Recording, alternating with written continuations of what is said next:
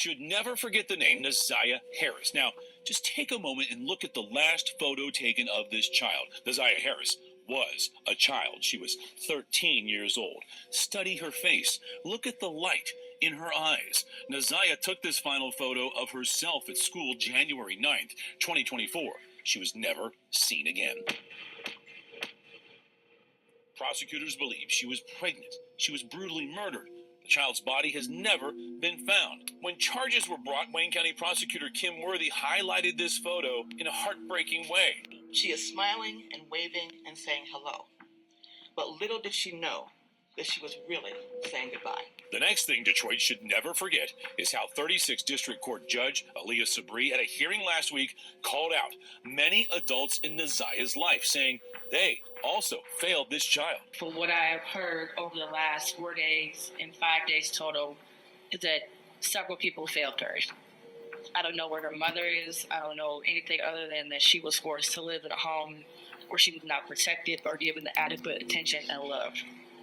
But Judge Sabri went further about how family members and Detroit also failed this little girl before she even mentioned the name of the man sitting in front of her, Jarvis Butts, the man at the center of a 5-day hearing.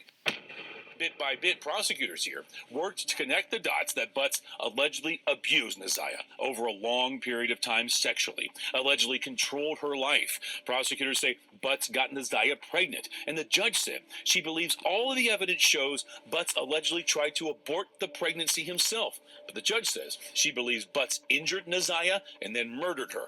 He intentionally killed her and tried his best to cover it up.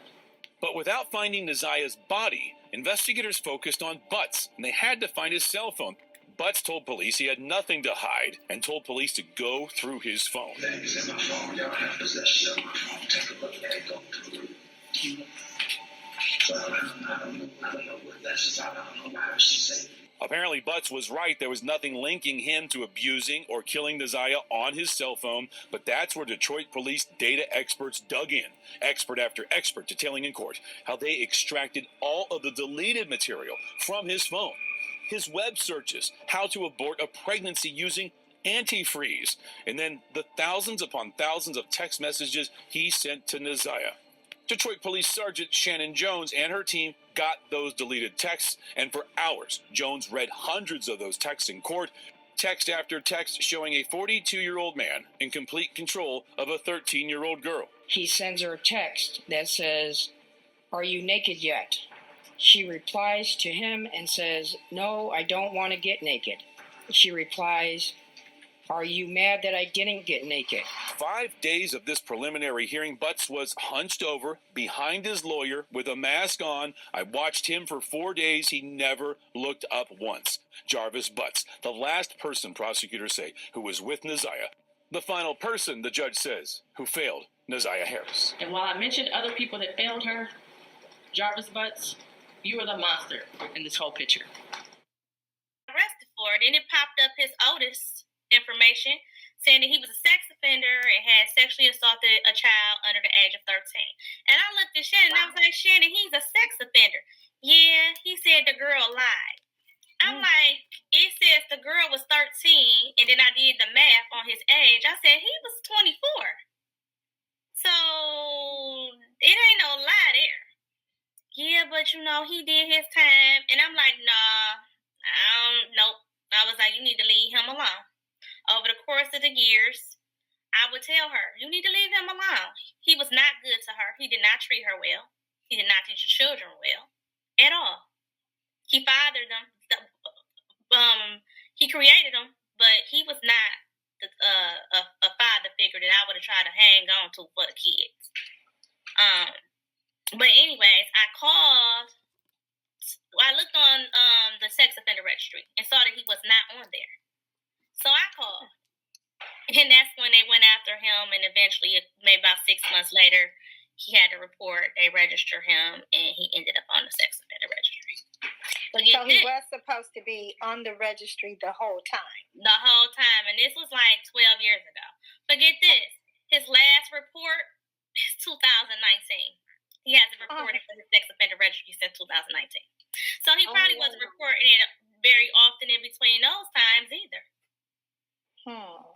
Yeah. So you said he fathered some children, so you're 22 for her second daughter's birthday. And most of the children, pretty much all the children were at the house, the grandchildren. There was one little girl who was Annette's other sister's daughter was there. Now, this child had never been around Jarvis alone before. I think she might have been at the birthday party or something, adult birthday party, but it was at a hall. But she was at Shannon's home, and this young lady was so afraid. Shannon's telling me this. She ran upstairs, frantic and afraid and scared, and wanted to go home and wanted to call her mother because Jarvis touched her inappropriately while she was in the basement playing with the puppy. While this little group, now Jarvis was on a game. He wasn't thinking about going up there with Shannon or nothing. Shannon says all of a sudden, while she's up there, she's trying to calm this little girl down and talk to her. Jarvis comes and knocks on the door and says, "What's wrong with her?" And I said, "Shannon, why are you calling me? Is he dead or is he in jail?" Mm-hmm. No, he left. What you mean he left? Call the police. Let them know where he's going, what car he's in. Right. Well, I'm about to take her home, then I'm going to call my mama. What? So I called her back like maybe 30 minutes later. Like, did you call the police? No, my mama said bring the kids home tomorrow morning. She going to talk to them. I'm like, no, y'all don't need to talk to them. You need to contact the police. She did not contact the police. I found out later the police were never contacted. The next day when I called Shannon, I talked to her. She said my mama talked to them and said the kids ended up telling us they lied. They was mad because he wouldn't give them no money. So I called Annette and I said, "Annette, are you guys going to call the police?" She said, "Yes, we're handling. I'm going to call the police." So I left it alone. Like, she going to call the police. Shannon assured me that the police had been called, they were involved, there was an investigation going on, all of this. This was in February 22. Well, in April of 22, I called Shannon in a lie. The police were never called. The children were not receiving counseling. Nothing had happened. So I went to the Clinton Township Police, and I told them that I wanted to make a report. They told me I couldn't make a report because I didn't have enough information about the child who actually accused him of the sexual abuse. I said, but the other children also accused him of sexual abuse. They said, well, they didn't happen that night. And I'm like, she said it would probably be best for you to call CPS. So I called CPS, and I told Shannon I called CPS. I said, if y'all didn't call, I told you to call the police. I told you to get the kids help. You didn't do it, so I'm calling CPS. I'm not only you, but I'm calling them on your mama too. Because it happens, whatever's happening at your house is most likely happening at your mother's house. They never called. And then that's when Kiwana got involved. I didn't, my husband knew what was going on. And a few other people who knew Shannon because she had told them stories.